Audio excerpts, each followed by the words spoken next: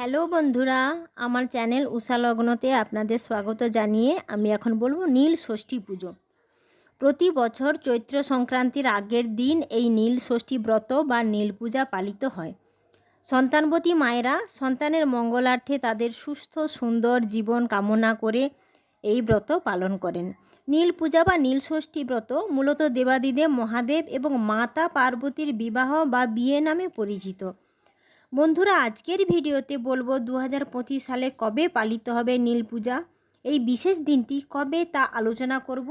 এই বিশেষ দিনে মায়েরা উপোস করে সন্ধ্যার পর শিবলিঙ্গে অভিষেক করেন এবং মহাদেবের পূজা অর্চনা করে তারপর উপোস ভঙ্গ করেন। নীলের প্রসাদ পেয়ে উপোস ভঙ্গ করেন। নীল ষষ্ঠী 13ই এপ্রিল রবিবার। নীলের বাতি দানের শুভ সময় সন্ধ্যা 6টা 58 থেকে 7টা 51 পর্যন্ত। পূজার জন্য প্রয়োজনীয় বেলপাতা, ধূত্র ফুল, ফল, গাঁদা ফুল, আকন্দ ফুলের মালা এবং সাদা রঙের যে কোনো ফুল, কবির ফুল, দুর্বা, টগর ফুল, এইসব ফুল এবং নীল অপরাজিতা অবশ্যই রাখবেন। সব উপকরণ চন্দন, গঙ্গা জল এবং অগুরু লাগিয়ে দেবেন। একটি পৈতেও রাখবেন শিবলিঙ্গে পরানোর জন্যে। অবশ্যই ধূপ, তেলের প্রদীপ, ধুনো এইসব ব্যবস্থা রাখবেন। প্রদীপে সামান্য কর্পূর গুঁড়ো দেবেন। চাইলে ঘিয়ের প্রদীপও আপনারা জ্বালাতে পারেন।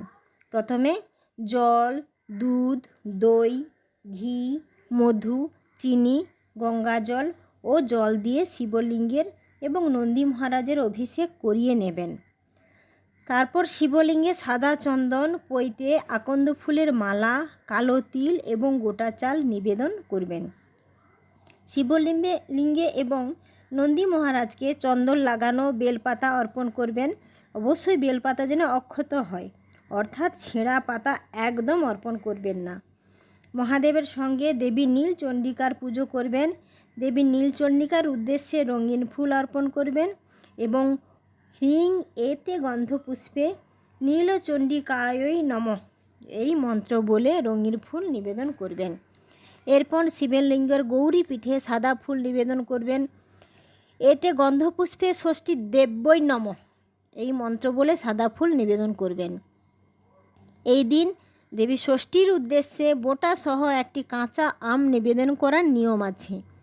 পুজোর পরে এই কাঁচা আমটা জলে দিয়ে দেবেন বা কোনো গাছের গোড়ায় দিয়ে দেবেন। প্রথমবার মহাদেবের উদ্দেশ্যে পুষ্পাঞ্জলি এবং দ্বিতীয়বার দেবী নীলচণ্ডিকার উদ্দেশ্যে পুষ্পাঞ্জলি এবং তৃতীয়বার ষষ্ঠী দেবীর উদ্দেশ্যে পুষ্পাঞ্জলি নিবেদন করবেন। তারপর ভস্য নিবেদন করবেন। শ্বেত চন্দন সহযোগে দুর্বা নিবেদন করবেন। ধান, যব, সবুজ মুগ, কালো তিল, সাদা সর্ষে এই পঞ্চশস্য জলে ভিজিয়ে অর্পণ করবেন।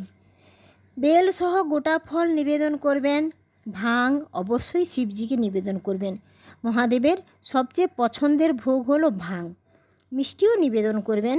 নীলের বাতি, মাটির প্রদীপ ঘি দিয়ে ধরিয়ে নিয়ে আরতি করবেন। এটাই নীলের বাতি। বাস এইভাবেই নীলের পুজো করবেন। আজকে বাস এতটাই।